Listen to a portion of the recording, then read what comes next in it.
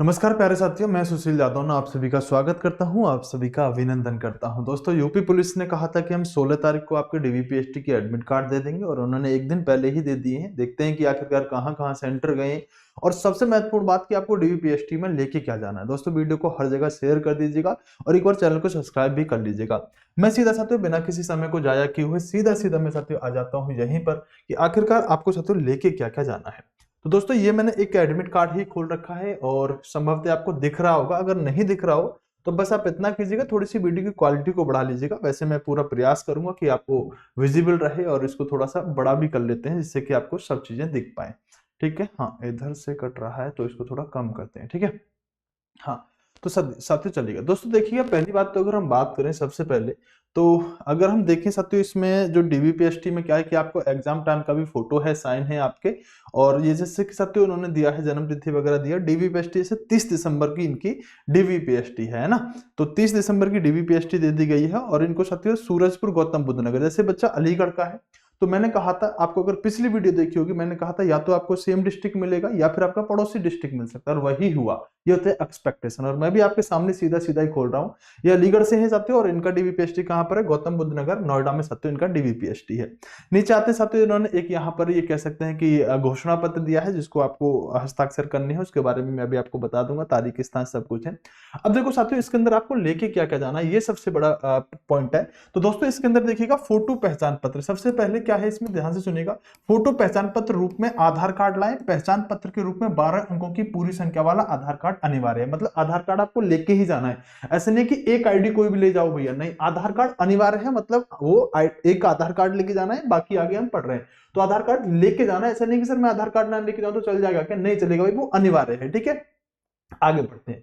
दूसरे लिखा हुआ कि जिन अभ्यर्थियों ने आवेदन के समय पर आधार कार्ड का विवरण नहीं दिया है, उन्हें बिंदु संख्या 1 में उल्लेखित आधार कार्ड के साथ एक अन्य वैध सरकारी पहचान पत्र या ई आधार कार्ड, पासपोर्ट, ड्राइविंग लाइसेंस अवश्य लाना होगा। यानी जिन अभ्यर्थियों ने आवेदन के समय आधार कार्ड का विवरण नहीं दिया है, ओके, उन्हें बिंदु संख्या 1 के उल्लेखित आधार पर, अगर आपने फॉर्म भरते समय पर आधार कार्ड का उल्लेख नहीं दिया, दोस्तों मैं भी आपको आपके सामने ही ये खोल रहा हूं तो इसलिए मैं जो भी होगा बिल्कुल करंटली आपको बताऊंगा। तो अगर आपने आधार कार्ड का विवरण फॉर्म में नहीं दिया है तो आपको फिर क्या है साथियों, जो बिंदु संख्या 1 में उल्लेखित आधार कार्ड के स्थान पर एक अन्य वैध सरकारी पहचान पत्र, या तो ई आधार कार्ड हो, पासपोर्ट, ड्राइविंग लाइसेंस हो, ये अवश्य लाना पड़ेगा। आधार कार्ड अनिवार्य है। अगर आपने फॉर्म में नहीं भरा है तो फिर आप इनमें से कोई एक लेके चले जाओ, अगर भरा है तो फिर आपको आधार कार्ड लेके ही जाना पड़ेगा। आगे चलते हैं। सबसे लिखा हुआ है कि वैध अनुमान्य फोटो पहचान पत्र के बिना अभ्यर्थी को अभिलेख, समीक्षा एवं शारीरिक मानक परीक्षण में अनुमति नहीं दी जाएगी। मतलब आपके पास फोटो पहचान पत्र, एक ऐसा पहचान पत्र हो जो फोटो जिस पर लगा हुआ हो, जो इनमें से होने वाला है, उसके बिना एंट्री नहीं होगी, स्पष्ट कह दिया गया है।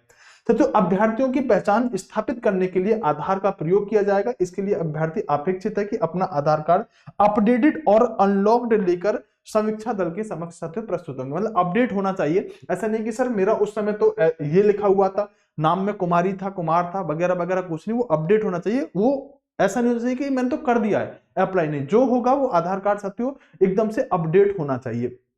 आगे क्या लिखा हुआ है, आगे पढ़ लेते सब। तो आगे लिखा हुआ है इसमें कि अभिलेख की समीक्षा व शारीरिक मानक परीक्षण हेतु प्रवेश पत्र पर उल्लेखित दिनांक, समय और स्थान साथियों, हाँ, स्थान साथियों क्या होगा, सामान्य स्थिति में नहीं बदला जाएगा। मतलब आपका जो डेट दी है उसी डेट पे जाना पड़ेगा। अगर कोई किसी को ज्यादा ही इशू है तो उसके साथ साथ विशेष प्रावधान ये कर देंगे, बाकी सामान्य स्थितियों में तो ये नहीं बदला जाएगा, ऐसा इनके द्वारा कह दिया गया है। ठीक है, हाँ, मतलब उसी डेट पे आपको पहुंचना है। अगर कुछ ज्यादा ही इशू है तो बोर्ड के सामने आप ले जाएंगे, जैसे आपका एग्जाम या कुछ ऐसी चीज है तो फिर उस पर विचार किया जा सकता है।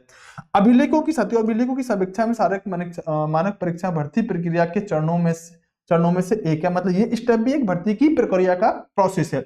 यदि किसी स्तर पर पाया जाता है कि अभ्यर्थी अपेक्षित अर्हता पूरी नहीं करता है ना, अगर ऐसा लगता है भाई तुम कंप्लीट इस प्रोसेसर को फॉलो नहीं कर रहे हो या कुछ समस्या है, तो फिर क्या होगा, तो अथवा उसने गलत झूठी सूचना, सर्टिफिकेट, अभिलेख प्रस्तुत की है, अथवा उसने कोई वास्तविक तथ्य छुपाया, तो उसके अभ्यर्थन निरस्त माना जाएगा। यदि इस प्रकार की कोई कमी अभ्यर्थी द्वारा कार्यभार ग्रहण करने के पश्चात भी प्रकाश में आती है तो विधिक प्रक्रिया अपनाते हुए सेवाएं समाप्त की जा सकती हैं। इसके लिए अचयनित साथियों करते हो उसके विरुद्ध सत्य, मतलब कोई भी कागज आपका बेकार नहीं होना चाहिए, कोई फ्रॉडगर्दी नहीं होनी चाहिए, इसका मतलब ये है। और अगर आप यहां पर फेल माने जाते हो तो आप भर्ती प्रक्रिया से बाहर हो, ये कहना चाह रहे हैं कि ये भी एक स्टेप है भर्ती का प्रोसेस होने का, ठीक है। तो ये बात आपको समझ में आ जानी चाहिए। आगे बढ़ते हैं। और क्या आगे लिखा हुआ, अभिलेख की समीक्षा एवं शारीरिक मानक परीक्षा चरणों में सफलता, मतलब ये नहीं है कि अतः चुने गए हैं, मतलब इसमें आगे भी चीजें रहने वाली हैं, ठीक है। यदि आवेदन पत्र में उल्लेखित आपके विवरण के अनुसार अभिलेख की समीक्षा समय श्रेणी प्रमाण पत्र नहीं है तो मान्य किया जाएगा। मतलब स्पष्ट से सुनिएगा, यदि आवेदन पत्र में उल्लेखित आपके विवरण के अनुसार अभिलेख की समीक्षा के समय श्रेणी प्रमाण पत्र नहीं प्रस्तुत किया गया तो यह माना जाएगा कि अभ्यर्थी आरक्षित श्रेणी के लिए योग्य है। मतलब अगर ओबीसी ईडब्ल्यूएस सर्टिफिकेट नहीं है तो फिर आप साथियों किस में आ जाएंगे, सामान्य श्रेणी में, किसमें, जनरल में साथियों आप काउंट किए जाएंगे। योग्य नहीं है तो आरक्षित श्रेणी के लिए उसका दावा अस्वीकार कर दिया जाएगा। यदि अभ्यर्थी अनारक्षित श्रेणी की सभी पात्रता शर्तें पूरी करता है तो उसे अनारक्षित श्रेणी में माना जाएगा। अभिलेख की समीक्षा के चरणों के बाद उस संबंध में कोई परिवर्तन नहीं होगा। मतलब ये है, आपने कट ऑफ तो ओबीसी की क्वालिफाई कर रखी है, ओबीसी का आपके पास सर्टिफिकेट है नहीं, या ईडब्ल्यूएस की कट ऑफ क्वालिफाई कर रखी है और ईडब्ल्यूएस का सर्टिफिकेट है नहीं आपके पास, तो आप बाहर हो। अगर आपके पास ईडब्ल्यूएस का सर्टिफिकेट नहीं है और आपने जनरल की कट ऑफ क्वालिफाई कर रखी है, तब आपको साथियों आगे ले लिया जाएगा, मतलब आपको अनारक्षित श्रेणी में रखा जाएगा। ऐसा नहीं है कि कट ऑफ तो कर रखी है ईडब्ल्यूएस की क्वालिफाई और ईडब्ल्यूएस का सर्टिफिकेट है नहीं जी, मुझे जो आप जनरल में ले लो तो उतने नंबर ही नहीं, तो आप बाहर माने जाओगे। इस बात का मतलब ये रहने वाला है, ठीक है। मैं आपको क्लियर कर देता हूं। अभिलेख की समीक्षा एवं शारीरिक मानक परीक्षण हेतु चयन प्रक्रिया में सम्मिलित होने के लिए कोई यात्रा भत्ता, मतलब आपको कोई पास वगैरह नहीं मिलेगा, अपने साधन से, अपनी कन्वेंस से आपको जाना है। कृपया फोटो चिपकाने के लिए प्रवेश पत्र पर दिए गए स्थान में पासपोर्ट आकार की रंगीन फोटोग्राफी चिपकाएं। फोटो वही होना चाहिए जो ऑनलाइन आवेदन के समय अपलोड किया गया था। बहुत ज्यादा पुराना ना हो, लेकिन वही मिले तो बहुत अच्छी बात है, लेकिन ऐसा ना बहुत पुराना हो, क्योंकि इन्होंने लिखा है कि आवश्यक है अपलोड वही होना चाहिए जो आपने फॉर्म भरते समय खिंचाया था। ना हो तो बनवा लेना, वो बन भी जाते हैं, ठीक है। अगर आपके पास कोई फोटो वगैरह हो या कहीं पड़ा हो ईमेल वगैरह पे, वहां से निकाल लीजिएगा, नहीं इससे भी बन जाएगा, ठीक है, बनवा लीजिएगा। अभिलेखों की समीक्षा के समय अभ्यर्थी द्वारा विधिवत हस्ताक्षरित इस प्रवेश पत्र को जमा कर लिया जाएगा, मतलब जब प्रवेश पत्र जो है वहीं पर जमा हो जाएगा। इतनी बातें सत्य नॉर्मल उन्होंने इसके अंदर लिखी है। और जानिएगा क्या है, अब आपको लेके क्या क्या जाना है जान लीजिएगा। आपको लेके क्या क्या जाना है मुख्य रूप से, वो एक इंस्ट्रक्शन हो गए। अब देखिएगा, आपको लेके जाना चाहते हो कि व्यक्तिगत दस्तावेज क्या होंगे। आपको आवेदन पत्र, यानी आवेदन करते समय भरा गया आवेदन प्रिंट आउट आपको लेके जाना है, नहीं है तो आप कमेंट करिएगा, मैं उसका बता दूंगा। और क्या है, पासपोर्ट साइज के रंगीन फोटो, 2 रंगीन फोटो आपको लेके जाने, इस साइज के होने चाहिए। फोटो युक्त पहचान पत्र, इन्होंने बता दिया आधार कार्ड, ड्राइविंग लाइसेंस, पासपोर्ट, मतलब फोटो और डेट ऑफ बर्थ उस पर हो, ऐसा कोई भी आप एक दस्तावेज सत्य लेके जा सकते हैं। आगे आइएगा।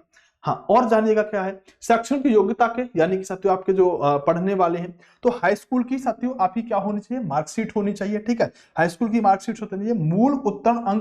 मूल उत्तीर्ण अंक पत्र के साथ साथियों स्व हस्ताक्षरित मूल अंक प्रपत्र, मतलब क्या है कि आप एक फोटो कॉपी करके अपने उस पर अपने हस्ताक्षर कर लीजिएगा, वो आपका अटेस्ट हो गया, ठीक है।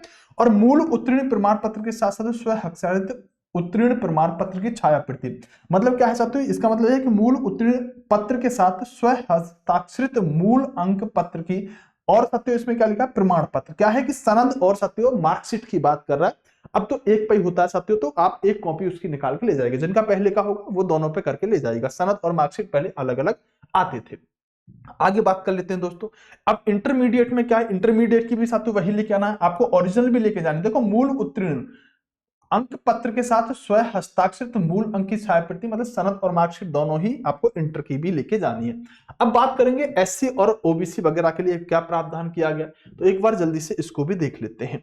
तो इसमें साथियों क्या है, एससी वालों के लिए क्या दिया है कि आपको भैया मूल श्रेणी प्रमाण पत्र, यानी कि विज्ञापन में संलग्न निर्धारित प्रारूप एक के साथ स्व हस्ताक्षरित श्रेणी प्रमाण पत्र, मतलब आपको अपना एससी का सर्टिफिकेट लेके जाना है, एसटी वालों को एसटी का लेके जाना है, और नॉन क्रिमिनल साथियों ओबीसी वालों को ये लेके जाना, तीनों ही एससी एसटी और ओबीसी वालों को आपको लेके जाना पड़ेगा, ठीक है। विज्ञापन में संलग्न निर्धारित प्रारूप 2 में साथियों दिया गया अपना, मतलब सेल्फ अटेस्टेड वो होना चाहिए, एससी एसटी और ओबीसी का, ठीक है। ये तीनों साथियों आपके सर्टिफिकेट होगा। ईडब्ल्यूएस का भी ही लिखा होगा, हाँ ईडब्ल्यूएस का भी लिखा हुआ है। तो ईडब्ल्यूएस में क्या है साथियों, ईडब्ल्यूएस वालों को भी साथियों लेके जाना है, और ये आपको स्व हस्ताक्षरित मतलब सेल्फ अटेस्टेड करके लेके जाना है। प्रमाण पत्र एवं स्व घोषणा की छाया प्रति, ले जाएगा स्वयं घोषणा की साथियों छायाप्रति क्या होगी, स्वयं घोषणा मतलब खुद के द्वारा घोषणा की गई, तो एक ले जाएगा साथियों छायाप्रति मतलब वहीं पर करा लेंगे। ये वाला पॉइंट मुझे भी थोड़ा सा लग रहा है कि स्वयं घोषणा की छायाप्रति, तो ये स्वयं घोषणा वाला कौन सा होगा, एक बार मैं इसको देख के कमेंट पिन कर दूंगा, ठीक है। हाँ, और साथियों जो आपके एक्स सर्विसमैन होंगे उनको अपनी एनओसी लेके जानी है, ठीक है, एनओसी लेके जानी है। और ये स्वतंत्रता संग्राम वालों के लिए भैया, जो भी आपके स्वतंत्रता संग्राम वाले हैं उनको भी अपना मूल प्रमाण पत्र साथियों लेके यहाँ पर जाना पड़ेगा। ये बात होगी साथियों। ये तो आपके निवास प्रमाण पत्र सुन लीजिएगा एक बार, ये इंपोर्टेंट होगा। निवास प्रमाण पत्र उत्तर प्रदेश, मूल उत्तर प्रदेश निवासी प्रमाण पत्र के साथ स्व हस्ताक्षरित निवास प्रमाण पत्र की छायाप्रति आरक्षण का दावा करने वाले अभ्यर्थियों के लिए। तो जनरल वाले मूल निवास ना लेके जाओ तो भी चलेगा, लेकिन लेके जाइएगा, क्योंकि आरक्षण का दावा कर रहे हैं उनके लिए है, लेकिन आप भी मूल निवास लेके जाइएगा, क्योंकि आप यूपी के हो, ये आपका यूपी का उत्तर प्रदेश का निवास प्रमाण पत्र होना चाहिए, ठीक है। हाँ, उसके अलावा साथियों मूल प्रमाण पत्र विज्ञापन में संलग्न, हाँ, मूल प्रमाण पत्र तो जनरल वाले भी साथियों इसके लेके चले जाइएगा, ठीक है, राज्य सरकार के द्वारा हो, ठीक है। होमगार्ड प्रमाण पत्र वगैरह इसकी कोई जरूरत नहीं है, जो होमगार्ड जिन्होंने कोटा वगैरह लिया होगा तो उनके लिए रहने वाला है। अगर आपने फॉर्म में ओ लेवल भरा है तो ओ लेवल का साथियों आप सर्टिफिकेट लेके जाइएगा, ठीक है। ये सब उनके लिए साथियों। एनसीसी है तो आप एनसीसी भरा है तो आप एनसीसी का सर्टिफिकेट लेके जाइएगा, ठीक है। तो ये साथियों आपकी क्या है कि इसके अंदर मूल रूप से मैं बात करूं तो आपको किसी से गजेटेड ऑफिसर से वगैरह से कुछ बनवा के नहीं लेके जाना है, ज्यादा करेंगे तो प्रधान से अपना चरित्र प्रमाण पत्र बनवा के ले जाइएगा, वो काफी है। बाकी इसके अंदर साथियों जो जो चीजें हैं इंपोर्टेंट, मैंने आपको एक बार सारी चीजें बता दी हैं। और बाकी साथियों अगर कोई भी इश्यू है तो एक बार कमेंट कर दीजिएगा। मैंने आपको यही बता दिया कि जो अलीगढ़ वाले हैं उनका गौतम बुद्ध नगर मतलब नियर डिस्ट्रिक्ट में आया, बाकी आपका कहाँ आया आप एक बार कमेंट करके जरूर बताइएगा। अगर कोई भी डाउट है तो एक बार कमेंट जरूर कर दीजिएगा, मैं आपको तुरंत साथियों एक बार जल्दी से बता दूंगा उसी में रिप्लाई करके। बेस्ट ऑफ लक, नमस्कार, जय हिंद दोस्तों, बाय बाय, टेक केयर।